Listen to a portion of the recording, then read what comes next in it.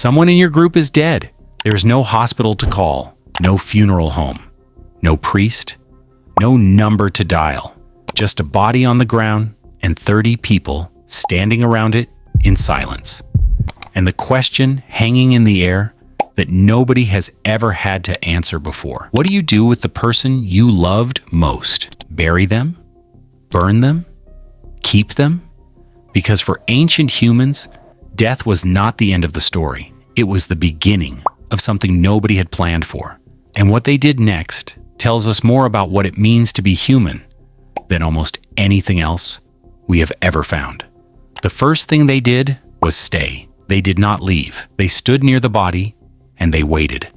Because before any ritual, before any grave, before any tradition existed at all, there was just this moment.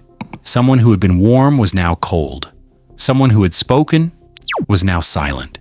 And at some point in human history, something shifted. The dead stopped being treated like an animal carcass to be dragged away. They were placed deliberately, carefully, and that difference is everything. Because placement means the body mattered. It means the person mattered. And it means that grief, real grief, was already there hundreds of thousands of years before anyone had a word for it. The oldest confirmed burials go back at least 100,000 years, and possibly much further. But burial was only the beginning, because in some of those graves, before the body disappeared into the earth, something strange happened. The dead were painted red. Red ochre, a mineral pigment crushed into powder, was placed on bones, on skin, inside the grave, around the body. Archaeologists have found it at sites across Africa, Europe, and the Middle East, in cultures that never had contact with each other, across tens of thousands of years. Nobody knows exactly why, but red looks like blood, and blood means warmth and life. So perhaps this was not decoration. Perhaps it was a final attempt to return color to someone who had gone pale. A way of saying, you are gone, but you are not erased. Then there is Sunghir. Around 34,000 years ago, in what is now Russia, two children were buried together, head to head, covered in red ochre and surrounded by thousands of tiny ivory beads. Not 10 beads, not 100, thousands. Each one carved by hand, shaped, pierced, polished. Researchers estimate the beadwork alone required somewhere between 10,000 and 20,000 hours of human labor. Think about what that means. These people lived through the Ice Age. They hunted mammoths. Every hour of every day was about survival. Every piece of ivory was a resource. And still, they spent what may have been years preparing gifts for two children who would never wear them. That is not primitive behavior. That is grief made visible in a way that takes your breath away. But grief did not always look gentle. Some prehistoric graves contain tools, blades, weapons, useful objects, but sometimes those objects are broken before burial, not worn down by time, deliberately destroyed. A blade split in two, a weapon made useless. And the question that follows is genuinely strange. Why take something valuable, something that took skill and time to make, and break it before placing it in the grave?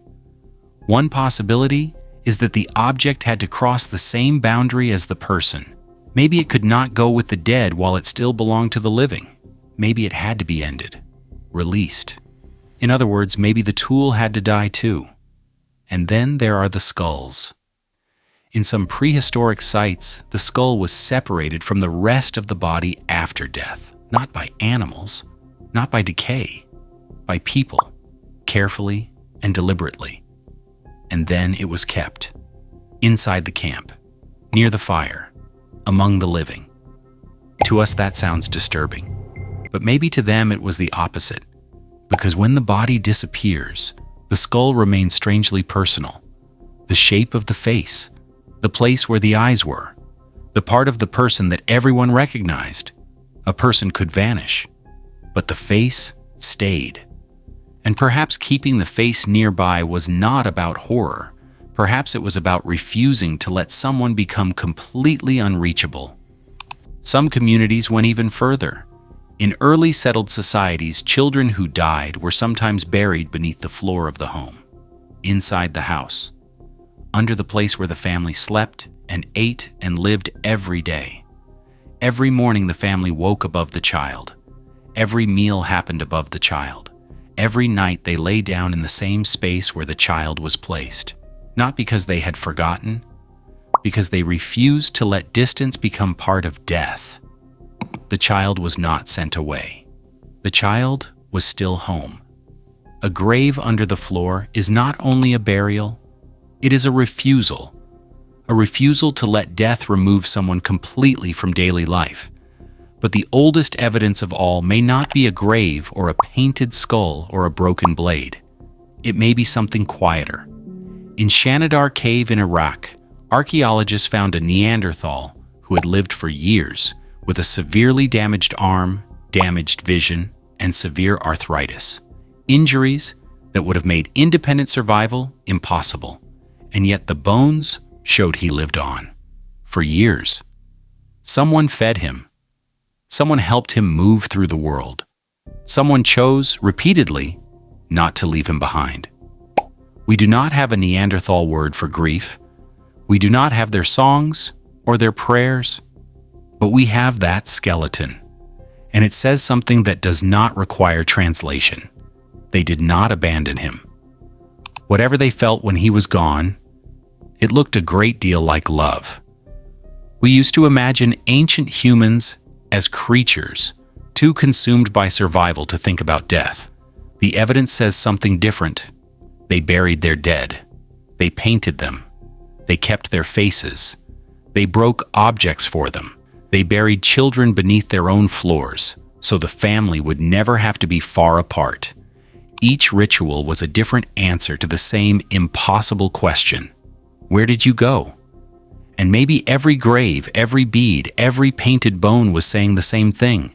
You are gone, but you still matter. The question was never whether ancient humans understood death. The question is whether we have ever stopped asking the same thing they were asking 30,000 years ago, standing around a body in the silence, with no instructions and no one to call.